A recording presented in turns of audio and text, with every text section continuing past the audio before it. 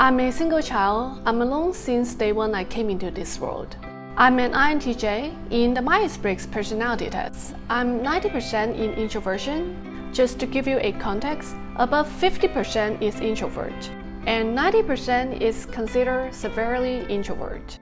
Growing up as a single child and INTJ, I've been practicing solitude throughout my whole life. Not only am I not tired of it, but I love being alone even more as time goes. I want to make this video to talk about the benefits of being alone and why you should enjoy the same. Hopefully they'll give you some inspiration to appreciate your solo time better. If you like this content, make sure to give a thumb up and subscribe. It would really help my YouTube algorithm if you can watch this video until the very end. Firstly, it's productivity. As I was growing up, many of my classmates like to form a group to study together and do activities together, but I was never used to study in a group. When I sat next to a group or study together, I was never be able to focus and kept being distracted by whatever noise out there. For example, during my MBA school, there are so many group discussions every day. All my teammates just started drafting their projects in a meeting. For me, I wasn't able to complete anything for the entire day being around people. But if I locked myself in my apartment, I could complete my part within less than half a day. So since very early on, I've decided that studying with other people is just not for me. I was a lot more productive learning things alone, doing things alone, and working alone. And throughout these years, I also found that the top performers in my class were mostly those people who spend time by themselves. I saw this interesting quote that I want to share with you. Those who fly solo have strongest wings. Myself, as an example, I was awarded as a university scholar at some of the world's top schools and one of the few scholarship recipients. I thank the opportunity that were given me to be alone, which has really improved my productivity for me to achieve more. Number 2, self-care. Well, of course, I'm not always working or studying.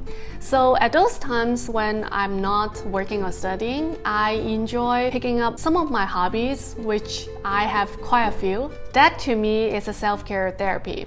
And that helps me relieve stress, reset my mind, and take a step back to look at things from a different angle when I got stuck. When I was younger, I loved to have the quiet time to sit down and imagine different things, from surreal landscapes to romantic sceneries to sadness, really anything that triggers my emotions and inspirations. Then I would use that to create different art. Sometimes I would compose music using a couple of instruments that I have, or just create some different pieces of abstract art using photography. Now, that piece of music or photography may not be necessarily directly related to my professional work, but the process of emotional and psychological stimulation has subconsciously removed many obstacles and stresses that were stuck in my mind. Another great solo self-care activity for me is journaling. I've been journaling for more than 20 years, and that has definitely made a positive impact in my life. It's an underrated form of meditation. Not many people pay attention to it. If you have time, check out my journaling video. I mean, everyone needs some sort of solo time, even if it's not like every day. I know some of my business connections love having business trips because they can spend time alone in the hotel by themselves rather than seeing their wives every single day at home. No matter how good your marriage is, it can become suffocated sometimes if you don't have a chance to be yourself. I don't think they're doing this in a bad way. I mean, we are all humans. We all need our own time to be ourselves and care for ourselves. Number 3, values and interests. I often sit in a conversation where the room of people from my work or school talk about these topics, and I have no clue on most of these celebrities' names and fashion brands. I was looking up people's names like Kim Kardashian and fashion brands like Bottega Veneta just within the recent couple of years. I don't know about you, but say if I sit in the gathering or the meeting where I listening to people to talk about all these topics that I don't know anything about, or hearing people to talk about the drama about other people, I just found like awkward and super boring. It feels like waste of my time. I mean, it's good to learn new information from conversation with people, but I would say that really not many people talk about the same type of things that I'm interested in. And of course, I'm not saying that I absolutely hate being around people.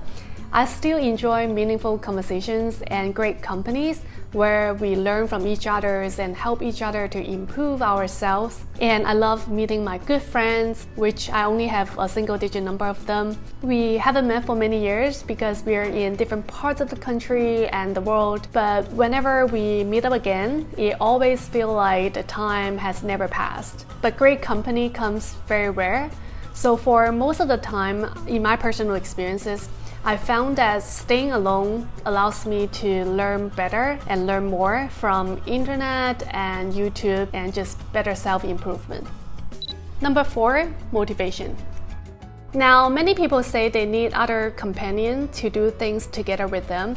For example, maybe they want to sign up for a gym class or a marathon race. They want their friends to sign up together with them, otherwise they don't have motivation to sign up. I think motivation doesn't come from your friends or other people. Motivation comes from yourself. If you don't really want to do the gym class or the marathon by yourself, that means you're just not really interested in doing it. I personally sign up for a marathon and ran the race every year alone. Now, I'm not athletic or good at sports in any way. I do it just really out of my own will for other reasons. So if you can do certain things alone, you need to be pushed here and there by other people.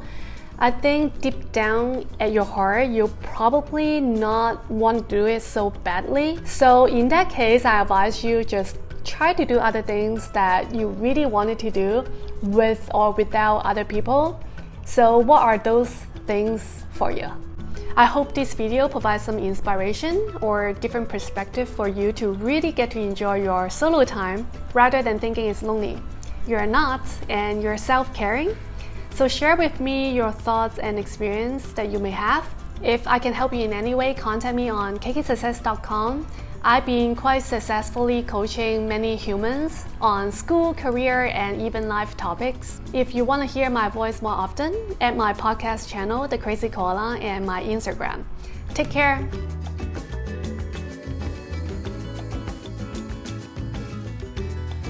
Myself as an example, I was awarded as and one of the few scholarships recipients.